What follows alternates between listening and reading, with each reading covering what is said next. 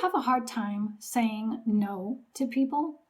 That might have something to do with your self-confidence. Here are some tips to help you gain a little bit more clarity and help you stand up to your full potential in life. Know your value. Understand that you are as equal as everyone else and you are worthy. Try something new. Try a new hobby, a new hairdo. Do something daring that doesn't challenge your moral compass.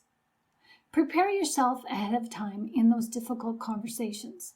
Gain a bit of leverage for yourself by knowing what you want to say and understanding how it may come across.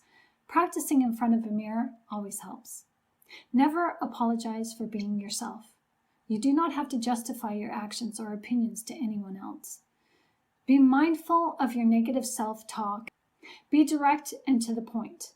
Be polite, mind your manners and your business. Say no thank you and yes please. Ask others in which ways can you do better. So thanks for watching. Go make your day great.